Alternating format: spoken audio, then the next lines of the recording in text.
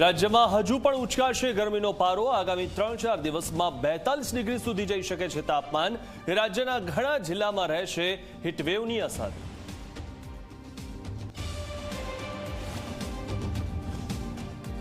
ફરી એકવાર ઝી 24 કલાકે ગંગા સ્વરૂપા વૃદ્ધાના જીવનમાં પાથર્યો ઉજાસ।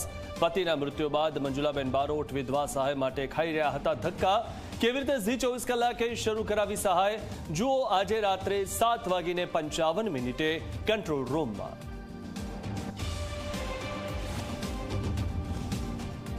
અમદાવાદમાં દારૂબંધીના નિયમની 80 કી 83 ઇસ્કોન બ્રિજ નજીક નબીરાઓએ માણી દારૂની પાર્ટી। પોલીસે 2 નબીરાઓને દબોચ્યા।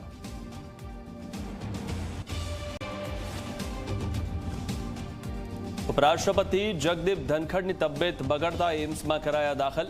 છાતીમાં દુખાવો થતા હોસ્પિટલમાં દાખલ કરવામાં આવ્યા। પીએમ મોદી હોસ્પિટલ પહોંચીને જાણ્યા ખબર અંતર।